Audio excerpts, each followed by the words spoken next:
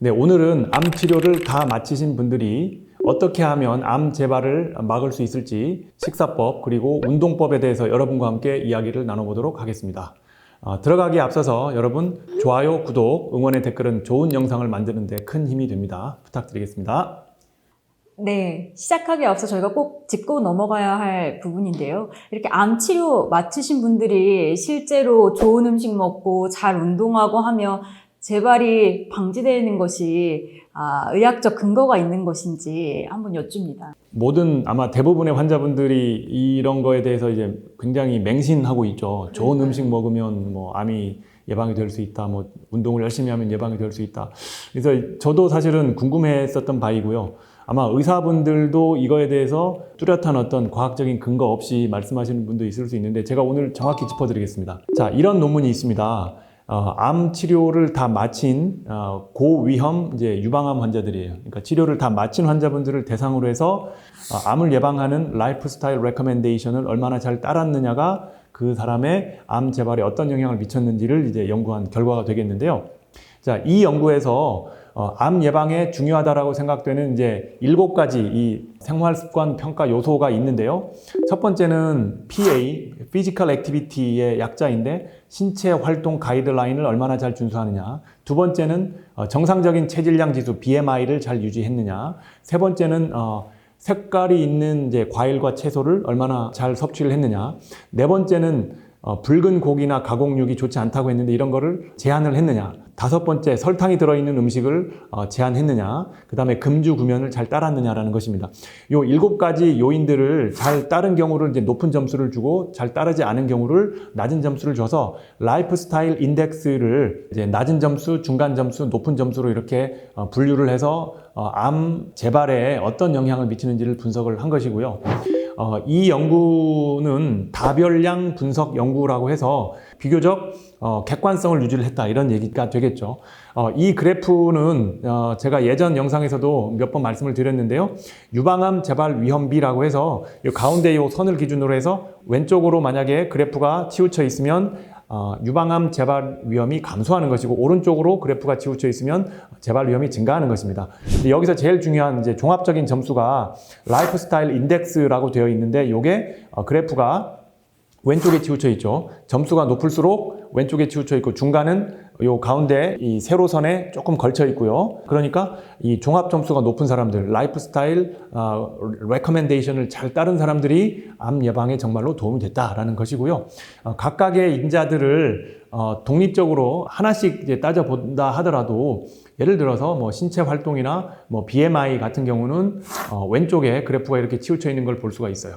근데 BMI 같은 경우는 세로선에 좀 걸쳐 있잖아요. 그러니까 그런 영향이 약간 덜하다라는 식으로 해석을 할 수도 있고요. 뭐 과일, 채소도 이렇게 보시면 과일, 채소 많이 섭취한 사람들이 왼쪽에 돼 있고 그 다음에 붉은 고기나 가공육을 제한을 정말로 잘한 사람들이 또 그래프가 왼쪽에 있어서 이제 재발 위험이 좀 감소한다라는 것이고요. 뭐 이런 식으로 돼 있습니다. 뭐 금주는 사실은 유방암에 있어서 이렇게 세로선에 걸쳐 있잖아요. 근데 뭐 이거는 사실은 하나로만 판단할 수는 없어요. 그래서 뭐 금주 하나가 여러분의 암 예방에 정말로 절대적인 영향을 꼭 미친다라고는 할 수 없지만 이러한 영향들이 다 합산이 되어서 이런 라이프스타일 인덱스라는 종합 점수가 결정이 되는 것이기 때문에 금주라는 권고사항도 여러분 잘 따라주시는 게 중요하겠습니다. 그리고 모든 원인에 대한 사망 위험비를 보더라도요.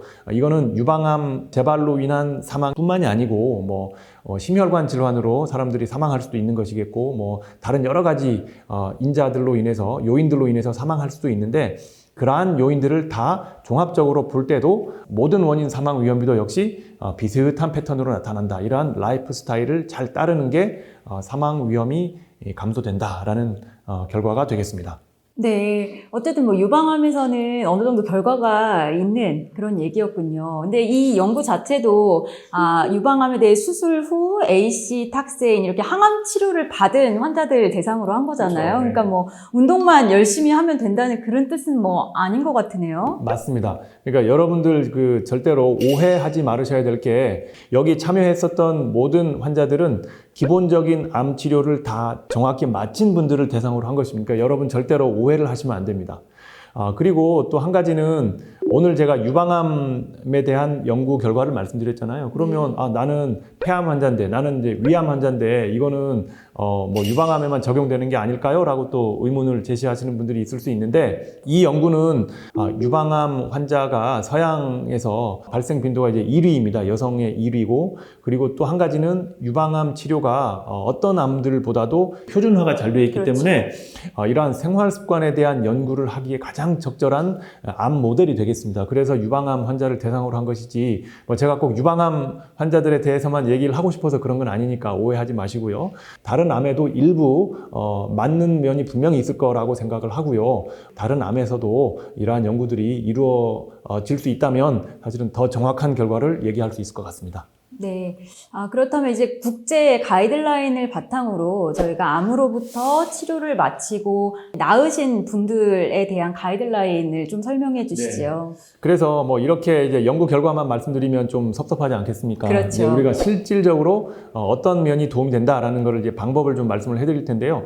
NCCN 가이드라인이라고 하면 전 세계 암 치료 의사들이 암을 치료할 때 이러한 가이드라인을 따른다라고 해서 학계에서 저명한 의사분들이 모여서 만든 암 치료 가이드라인이 되겠는데, 그 단체에서 암을 다 치료를 마친 환자들이 나중에 어떻게 관리하면 좋겠다라고 해서 이렇게 제시하는 가이드라인으로 만들었습니다. 그래서 그거를 제가 한글로 번역해서 여러분께 설명을 해드리려고 해요. 그럼 이제 저희가 식사에 대해 먼저 말씀드렸는데요. 예, NCCN 가이드라인에서는 어떤 영양소를 먹는 게 좋다고 나오나요? 그렇죠.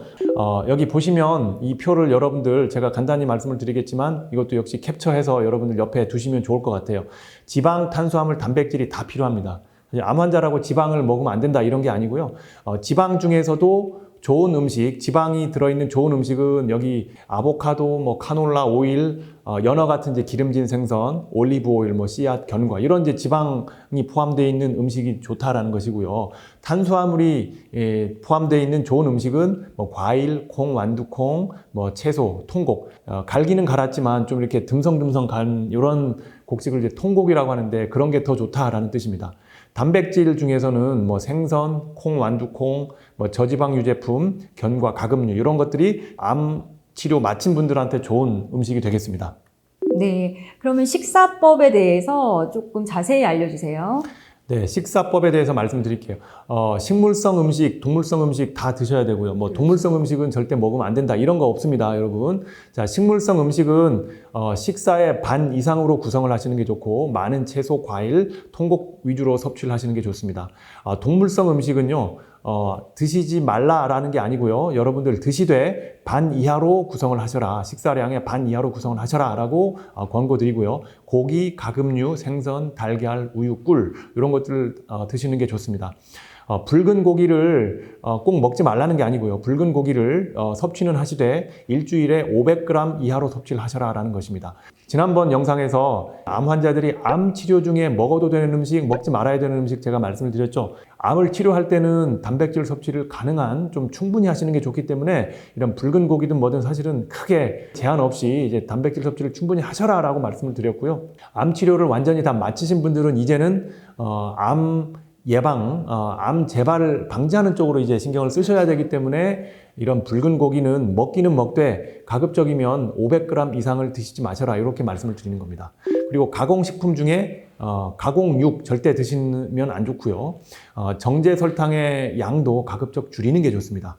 그리고 술은 당연히 이제 금주가 원칙이 되겠고, 비타민 같은 거 보충제 많이 좋아하시는 분들 많잖아요. 그리고 꼭 먹어야 되느냐라고 또 이제 물어보시는 분들이 있는데, 이런 보충제는요, 치료약도 아니고 예방약도 아닙니다. 그냥 보충제일 뿐이에요. 그래서 비타민을 복용하더라도 반드시 음식은 여러분들 골고루 잘 드시는 게 좋습니다. 네, 여태까지 이제 식사에 대해 말씀드렸는데요. 그럼 암에서 나으신 분들이 운동은 어떻게 하면 좋을까요? 네, 이 운동에 대해서도 말씀을 해드릴게요. 이거 어디서도 사실은 운동을 어떻게 해라 이런 걸 잘 말씀을 아마 못 들으셨을 텐데요. 오늘 제가 간략히 어떤 원칙을 말씀을 해드릴 테니까 여러분들이 응용해서 하시면 돼요. 자, 여기서 제가 가벼운 신체 활동, 그다음에 중강도 신체 활동, 고강도 신체 활동 이렇게 세 부류로 나누었는데요. 어떤 신체 활동이 이러한 강도에 따라서 구분이 되는지를 여러분들 한번 봐두시는 게 좋고요. 이 표도 역시 여러분들 캡처해서 좀 주변에 두시면 좋겠고, 그 중에서 대표적인 것 한두 가지만 제가 말씀해 드릴게요. 자, 우선 걷기 운동에 대해서 말씀을 해드리자면, 천천히 걷는 것은요, 이거는 가벼운 신체 활동에 속하고, 빨리 걷는 것은 중강도 신체 활동, 그 다음에 경주 수준으로 굉장히 빨리, 경보라고 하죠, 경보. 빨리 걷는 거, 아주 빨리 걷는 거를 이제 고강도 신체 활동에 속하게 됩니다. 그 다음에 자전거 타기 중에서도 천천히 자전거를 타는 거는 가벼운 신체 활동, 그 다음에 좀 평지에서 자전거를 보통 수준으로 타는 거는 이제 중강도 신체 활동이고요. 자전거를 빨리 타는 거는 고강도 신체 활동입니다. 그래서 중강도 신체 활동만을 나는 하겠다라고 하게 되면 일주일에 150분에서 300분 정도 하는 걸 추천을 드리고요. 만약에 고강도 신체 활동 위주로 하겠다라고 하시는 분들은 일주일에 그거의 반 정도, 75분 정도 하시면 됩니다. 그런데 나는 중강도, 고강도를 좀 섞어서 하겠다라고 하시면 반반 정도 섞어서 하셔도 됩니다. 근데 이제 가벼운 신체 활동은 사실 여러분 이제 운동에 속하지 않습니다. 그러니까 여러분 이거 착각하시면 안 돼요. 그러니까 적어도 등에 땀이 날 정도가 돼야 이게 중강도 신체 활동이 되는 것이지, 그냥 뭐 가볍게 아주 천천히 산책하는 거, 요거는 사실은 운동은 되지 않습니다. 네, 뭐 주로 근데 유산소 운동이 좀 많은 것 같은데요. 이제 근력 운동 같은 것도 해야 되나요? 네, 맞습니다. 근력 운동도 굉장히 중요한데요. 뭐 웨이트 기구를 이용해서 한다든지, 아니면 뭐 여기 사진에 보이는 대로 뭐 탄력 붕대도 괜찮고요. 그 다음에 본인 체중을 이용한 운동 등 이런 이제 근력 운동, 근력을 키우는 운동도 일주일에 2-3번 정도는 해주시는 게 좋겠습니다.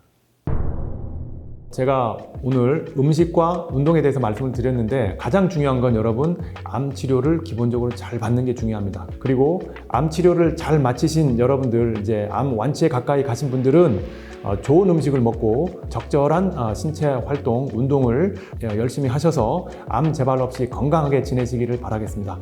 예, 오늘 내용이 도움이 되셨다면 좋아요, 구독, 알림 설정 부탁드리겠습니다. 감사합니다.